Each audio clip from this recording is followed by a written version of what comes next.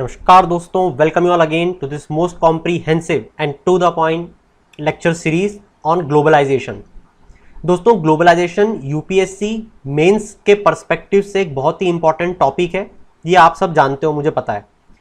And so in our first lecture we have discussed about the globalization, about the globalism, what is the difference between them, what are the implications of globalization, what are the effects of globalization on society, politics, economy, culture, environment, middle class, forest dwellers, etc. हम अभी तक ये सारी चर्चा कर चुके हैं। Globalisation क्या अफेक्ट डालेगा, किन पे क्या क्या अफेक्ट होगा। जैसा कि मैंने आपको पिछले लेक्चर में बोला था कि हम नेक्स्ट लेक्चर में बात करने की कोशिश करेंगे 4 स्टेजेस ऑफ ग्लोबलाइजेशन। तो उसी सीरीज में अब हम शुरू कर रहे हैं 4 स्टेज ऑफ ग्लोबलाइजेशन पढ़ना। तो ग्लोबलाइजेशन 4 को मैं सबसे पहले यहां पे डिफाइन करना चाहूंगा। बेसिकली वर्ल्ड इकोनॉमिक फोरम की 2019 एनुअल मीटिंग में इस ग्लोबलाइजेशन 4 को एज अ थीम प्रेजेंट किया गया था और बताया गया था कि now we have entered into the 4th era of globalization. तो बेसिकली ये ग्लोबलाइजेशन 4 का एरा कौन सा है? ये एरा वो है which is driven bye technology. अब यहां पे आप इस ग्लोबलाइजेशन 4 के एरा को बिल्कुल कंपेयर कर सकते हो इंडस्ट्रियल रिवॉल्यूशन 4। मैं उम्मीद करता हूं आपने इंडस्ट्रियल रिवॉल्यूशन की भी तीनों स्टेजेस पढ़ी होंगी, जो मैंने आपको इंडिविजुअल लेक्चर डिलीवर किया है। नहीं तो आप अभी जाके उस वीडियो को जरूर देखिएगा, वहां पे आपको समझ में आएगा कि किस तरीके से इंडस्ट्रियल रिवॉल्यूशन में 4 एरास को डिफाइन किया जाता है।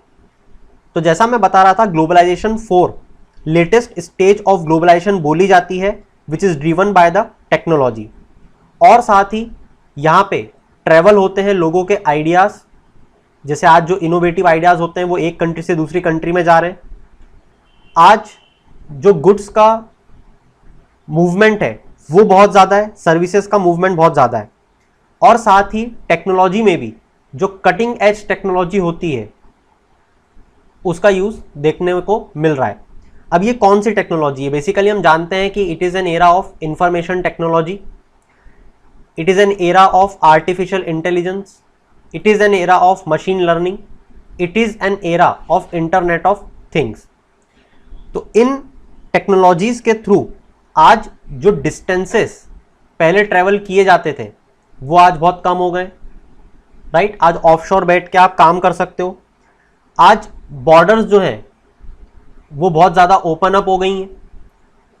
इसी कारण से हम ग्लोबलाइजेशन को बोलते हैं ट्रेड विदाउट बॉर्डर्स। तो ये कुछ फीचर्स थे ग्लोबलाइजेशन 4 के। अब हम लोग देखने की कोशिश करते हैं कि कैसे हम लोग मूव ऑन किए हैं फ्रॉम ग्लोबलाइजेशन 1 टू ग्लोबलाइजेशन 4। तो ग्लोबलाइजेशन 1 का जो एरा है ये बेसिकली माना जाता है प्री वर्ल्ड वॉर 1 से पहले का एरा। मतलब वर्ल्ड वॉर 1 के पहले का जो एरा है उसको ग्लोबलाइजेशन 1 के एरा में माना जाता है। Basically it was launched by a historic drop in trade cost. यहां पे जो ट्रेड कॉस्ट आती थी इस पीरियड में वो बहुत ज्यादा रिड्यूस हुई, ठीक है। तो इसको ग्लोबलाइजेशन 1 का एरा बोल दिया गया। मगर इस ग्लोबलाइजेशन 1 के एरा में there was no government support. इस टाइम गवर्नमेंट सपोर्ट नहीं मिला था। ये इकोनॉमी जो है ये अपने आप चल रही थी, अपने आप, क्योंकि ट्रेड बढ़ रहा था। क्योंकि अगर आपको एक टर्म पता है, जैसे अगर हम एक काम अपनी कंट्री का किसी दूसरी कंट्री को दे देते हैं, राइट, तो इसको क्या बोलते हैं?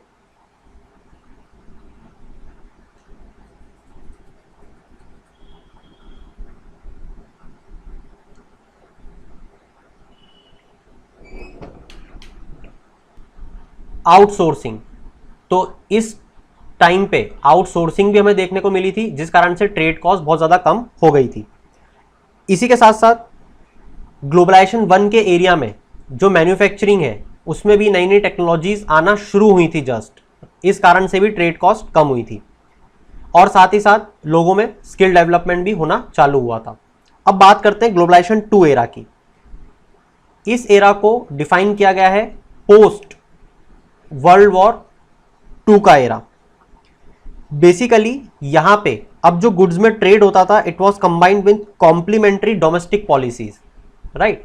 इसका क्या मतलब है कि हर कंट्री ने अपनी अपनी डोमेस्टिक पॉलिसीज बढ़ाना चालू की और इस डोमेस्टिक पॉलिसी के बिहाफ पे जो गुड्स हैं वो ट्रैवल करते थे या फिर ट्रेड होते थे। तो आपको यहाँ पे एक चीज समझ में आई कि आफ्टर वर्ल्ड वॉर 2 धीरे धीरे क्या कोशिश कर रही है कंट्रीज रेगुलेट करने की। इसका मतलब रेगुलेशन यहाँ पे पिक्चर में आ गया।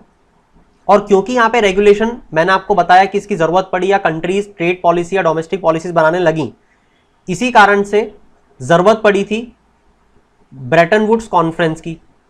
और ब्रेटन वुड्स कॉन्फ्रेंस में ये तो हम जानते ही हैं, ये हमने कहाँ पे पढ़ा है, ये हमने WTO पढ़ते हुए भी पढ़ा है। मैंने आपको बहुत रिसेंट में IMF और वर्ल्ड बैंक का एक लेक्चर डिलीवर किया है, उसमें भी मैंने बताया है। मैंने आपको बताया था कि यहाँ पे एक इंटरनेशनल ट्रेड ऑर्गेनाइजेशन जैसी फोरम बनाने की कोशिश की गई थी, हालांकि US के बैकआउट के कारण ये नहीं आ पाई, जिस कारण से फिर हम जानते हैं कि general agreement on trade and tariff आता है और फिर फाइनली वर्ल्ड ट्रेड ऑर्गेनाइजेशन आ जाती है। तो ये जो ग्लोबलाइजेशन 2 का एरा है, ये यही एरा है जब बहुत सारी ऑर्गेनाइजेशन जैसे यूनाइटेड नेशन, जैसे मैंने अभी बताया आपको वर्ल्ड बैंक, जैसे मैंने अभी आपको बताया इंटरनेशनल मॉनेटरी फंड, इसी के साथ इंटरनेशनल लेबर ऑर्गेनाइजेशन, ये सब आ जाती हैं, इनका एस्टेब्लिशमेंट हो जाता है, ठीक है। और ऑफ कोर्स मैं भूला नहीं हूँ general agreement on trade and tariff और इससे WTO।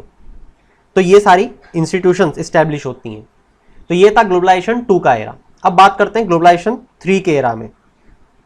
बेसिकली इसको बोला गया है न्यू वर्ल्ड ऑफ मैन्युफैक्चरिंग। अब आपको यहां पे ध्यान ये रखना है दोस्तों कि ग्लोबलाइजेशन 3 और 4 में आपको यहां पे डिफरेंशिएट करते हुए आना चाहिए। बेसिकली अगर आप ध्यान से देखोगे तो ग्लोबलाइजेशन 3 से 4 तक आते आते जो ऑटोमेशन है वो बहुत ज्यादा बढ़ा है। क्यों? Again by the use of these technologies the automation can be increase and can be enhanced. तो ग्लोबलाइजेशन 3 में एक नया वर्ल्ड हुआ था मैन्युफैक्चरिंग का, जहां पे हाईटेक इंडस्ट्रीज आना शुरू हुई थी। क्लियर हो रही बात? बेसिकली यहां पे ग्लोबल सप्लाई चेन बेहतर हुई, जो कि आज बहुत वर्ल्ड क्लास लेवल पे चल रही है, ये यहां से बनना शुरू हुई थी। तो global supply chain got enhanced. इसी के साथ में ग्लोबल वैल्यू चेन का भी यहां पे वैल्यूएशन बढ़ा। अब ये ग्लोबल वैल्यू चेन क्या होती है? हाँ, ये बहुत इंपॉर्टेंट चीज है, आपको पता होना चाहिए ग्लोबल वैल्यू चेन क्या होती है। चलिए इसके बारे में थोड़ी सी डिस्कशन करते हैं। ग्लोबल वैल्यू चेन क्या होती है? एग्जांपल के तौर पे जैसे मान लो एक आईफोन बनाना है, ठीक है। अब आईफोन बनाने के लिए क्या करता है कि चाइना में कुछ चीजें मैन्युफैक्चरिंग के लिए दे देगा, जो उनको लगता है कि यहाँ पे इजीली और सस्ती मैन्युफैक्चर हो जाएगी, राइट। फिर हो सकता है कि कोई दूसरी कंट्री में जैसे ताइवान, वहां पे असेंबल करवाने के लिए पहुंचा दे, उनको अगर लगता है कि ये असेंबल अच्छे से कर पाएंगे। फिर जैसे साउथ कोरिया, वहां पे हो सकता है कि सेमीकंडक्टर बनने के लिए दे दें, क्योंकि उनको लगता है कि वहां के लोग ज्यादा इफिशिएंट है सेमीकंडक्टर बनवाने में। तो होगा क्या, आईफोन में बहुत सारी वैल्यू चेन आ जाएंगी। साउथ कोरिया वैल्यू चेन का पार्ट बन जाएगा, ताइवान, चाइना। अब प्रॉब्लम यह है दोस्तों कि इंडिया जो है, India is not a part of the global value chain आज भी, यह आपको समझना पड़ेगा। तो ये जो ग्लोबलाइजेशन 3 का एरा था, इसमें इंडिया बाकी कंट्रीज की तुलना में ग्लोबल वैल्यू चेन का पार्ट नहीं बन पाया, और इसी कारण से आज हमारे यहाँ पे मैन्युफैक्चरिंग बहुत कम होती है विद रिस्पेक्ट टू चाइना, क्योंकि चाइना बहुत सारे प्रोडक्ट्स की ग्लोबल वैल्यू चेन का मेजर एक हिस्सा है। तो उम्मीद करता हूं कि आपने ग्लोबल वैल्यू चेन के थ्रू ये समझ लिया, ग्लोबलाइजेशन 4 का आपने मुद्दा समझ लिया कि ऑब्जेक्टिव्स कैसा है। अब अगर ग्लोबलाइजेशन 4 के बारे में कुछ कैरेक्टरिस्टिक्स मुझे बताने हो तो इसके कुछ कैरेक्टरिस्टिक्स भी आप देख लो। बेसिकली यहाँ पे सर्विस सेक्टर का मेजर टर्बुलेंस देखने को मिल रहा है, जो कि ग्लोबलाइजेशन 3 में शुरू हुआ था, ठीक है। तो ग्लोबलाइजेशन 1, 2 और 3 में जनरली क्या हो रहा था, जो लोग थे वो मैन्युफैक्चर प्रोडक्ट्स को बनाने में बिजी थे, ठीक है। मगर ग्लोबलाइजेशन 4 में मेनली सर्विस सेक्टर पे फोकस आया। ग्लोबलाइजेशन 4 में जो इंडस्ट्रियल सेक्टर है वो ज्यादा इंटीग्रेटेड मैनर में काम कर रहा है, जो ग्लोबलाइजेशन 3 में थोड़ा कम था। कैसे कर पा रहा है इंटीग्रेटेड मैनर में काम? क्योंकि आज जो कम्युनिकेशन है वो बहुत ज्यादा फास्ट हो रहा है। कम्युनिकेशन फास्ट कैसे हो रहा है? आपको पता होगा कि आज हम 4G टेक्नोलॉजी से 5G नेटवर्क पे शिफ्ट होने की कोशिश कर रहे हैं। 5G नेटवर्क जो है वो 10 से 100 टाइम्स मोर फास्ट है 4G टेक्नोलॉजी से। तो इस कारण से हमारा इंटीग्रेशन भी बढ़ा, राइट। इंटीग्रेशन के साथ साथ ग्लोबलाइजेशन 3 से ग्लोबलाइजेशन 4 पे आते आते हमारा कंपटीशन भी बढ़ा। मतलब ग्लोबलाइजेशन 3 में अगर कोई पूछे तो कंपटीशन क्या था, कम था विथ रिस्पेक्ट टू ग्लोबलाइजेशन 4। और साथ ही साथ अगर नेचर ऑफ माइग्रेशन देखें तो नए मोड्स ऑफ माइग्रेशन हो गए ग्लोबलाइजेशन 4 में। क्यों? क्योंकि आज टेली माइग्रेशन का जमाना है ना। यहां पे टेली माइग्रेशन नहीं था। टेली माइग्रेशन मतलब कि जैसे मैंने बताया ना, ऑफशोर बैठ के काम नहीं कर पाते थे क्योंकि इतनी हाई स्पीड नहीं थी। यहां पे कम थी ग्लोबलाइजेशन 3 में टेली माइग्रेशन, मगर यहां पे बहुत ज्यादा है। तो बाहर से लोगों को हायर किया जा रहा है। क्लियर? तो ये कुछ पैरामीटर्स थे जहां पे डिफरेंशिएट किया जाता है ग्लोबलाइजेशन 1, 2, 3 एंड 4 को। मैं उम्मीद करता हूं कि ये तो मैं आपको बहुत अच्छे से समझा पाया हूं। तो चलिए दोस्तों, अगर हमने ये समझ लिया है तो अब टाइम आ गया है to understand the challenges which are associated with this globalization 4 era. तो यहां पे सबसे पहला चैलेंज अगर मुझे लिखना हो तो वो है ग्लोबल लेवल कॉन्फ्लिक्ट का। अब ये ग्लोबल लेवल कॉन्फ्लिक्ट बहुत तरीके से हमारे सामने हमको देखने को मिल रहे हैं। जैसे आज आपको पता होगा कि we are engage in the cyber warfare with many countries. Pakistan हम पे अटैक करता रहता है, चाइना हम पे अटैक करता रहता है, राइट। इसी के साथ साथ क्योंकि हम ज्यादा कनेक्टेड हैं तो जो इम्पैक्ट है वर्ल्ड सिचुएशन का, कि कहीं पे अगर बम गिर रहा है, कहीं पे अगर कोई टसल चल रही है, तो उसका इम्पैक्ट हमें सीधे सीधे देखने को मिलता है। किसी भी तरीके का अगर पॉलिटिकल क्राइसिस किसी कंट्री में आता है तो उसका सीधा इफेक्ट इंडिया पे देखने को मिलता है। जैसे श्रीलंका की अगर हम लोग बात करें, राइट, एक विक्रमासिंघे है और एक गोटाबाया है। तो अगर आप इसके बारे में जानना चाहते हो श्रीलंकन पॉलिटिकल क्राइसिस के बारे में, तो आप इंडिविजुअल वीडियो देख सकते हो श्रीलंकन पॉलिटिकल क्राइसिस बुद्धि एकेडमी टाइप करके। इसके साथ साथ एक और बहुत बड़ी प्रॉब्लम, इकोनॉमिक एक्सक्लूजन। अब ये इकोनॉमिक एक्सक्लूजन क्या है? बेसिकली नाम से तो आप समझ ही गए होंगे कि किसी कंट्री का एक्सक्लूजन हो रहा है, मतलब कि वो प्रॉपर इसका बेनिफिट या लुत्फ नहीं उठा पा रही ग्लोबलाइजेशन 4 के एरा का। क्यों? क्योंकि यहां पे अब ग्लोबलाइजेशन होने के कारण जो जॉब जनरेट हो रही हैं इस 4th जनरेशन एरा में, वो हाईली स्किल्ड लेबर फोर्स की डिमांड कर रही है। अब स्किल्ड लेबर फोर्स की डिमांड फुलफिल कौन कर पाएगा? Developed countries. तो यहां पे टसल चालू हो जाएगी डेवलप्ड वर्सेस डेवलपिंग कंट्रीज के बीच में। क्लियर? क्योंकि डेवलपिंग कंट्रीज में एम्प्लॉयमेंट जनरेशन उस हिसाब से उस प्रोपोर्शन में नहीं हो पा रहा है जिससे डेवलप्ड नेशंस में हो रहा है। इसी के साथ साथ इकोनॉमिक एक्सक्लूजन इसलिए भी हो जाएगा क्योंकि बहुत सारी कंट्रीज इल प्रिपेयर्ड है। जैसे इंडिया, हम आज भी पूरी तरीके से प्रिपेयर्ड नहीं है नई नई टेक्नोलॉजीज को इंप्लीमेंट करने के लिए, जिस कारण से एक और बहुत बड़ा इंपैक्ट होगा, वो होगा इनकम इनइक्वालिटी का। क्यों? क्योंकि जब मैं आपको बोल रहा हूं कि इंडिया इल इक्विप्ड है इन नई टेक्नोलॉजी को इंप्लीमेंट करने में, तो हमारे यहाँ पे सारे अनस्किल्ड नहीं है, हमारे यहाँ पे कुछ स्किल्ड वर्कफोर्स भी है, मगर वो बहुत कम है। तो स्किल्ड का जो प्रपोर्शन है वो बहुत कम है और अनस्किल्ड का प्रपोर्शन जो है वो बहुत ज्यादा है। तो यहाँ पे इनकम इनइक्वालिटी क्रिएट होगी हमारे ही लोगों के बीच में। इसी के साथ साथ एक बहुत बड़ा चैलेंज हमारे साथ में है आज हमारे ह्यूमन रिसोर्स को लेके। As we all know, we have the largest demographic dividend in this whole world. क्या होता है डेमोग्राफिक डिविडेंड का मतलब? डेमोग्राफिक डिविडेंड का मतलब होता है working age population. Working age population कौन सी पॉपुलेशन होती है? Which has age group of 15 to 64। कई जगह आपको 15 to 59 में लिखा हुआ मिलेगा। अब बेसिकली कंट्री लाइक इंडिया, अगर हम लोग हमारे ह्यूमन रिसोर्सेस को स्किल नहीं कर पाएंगे, जो कि बहुत जरूरी है आज के एरा में, तो हमारी बहुत बड़ी पॉपुलेशन या तो लो एम्प्लॉयमेंट जनरेट कर पाएगी या अनएम्प्लॉयड हो जाएगी। तो इसके बहुत सारे अनइंटेंडेड कॉन्सिक्वेंसेस हो सकते हैं।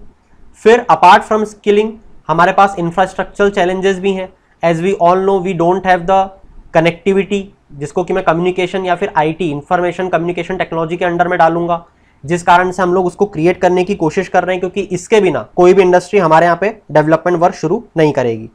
तो दोस्तों, ये कुछ पैरामीटर्स थे अबाउट द चैलेंजेस जो हम फेस कर रहे हैं। Now let's move on to the next point जिससे आप कंक्लूड करोगे अपने आंसर को, that is the way forward. Way forward में सबसे पहला पॉइंट आएगा लोकल और रीजनल इकोनॉमीज को बेहतर बनाना। हमको बेसिकली हमारे रीजनल सिस्टम्स को एक पार्टिसिपेटिव मैनर में लाने की कोशिश करना पड़ेगी और मेन स्ट्रीम से जोड़ने की कोशिश करना पड़ेगी। जैसे आज हम भारत नेट के थ्रू क्या करने की कोशिश कर रहे हैं, 1 Gbps से कनेक्टिविटी देने की कोशिश कर रहे हैं। किसको?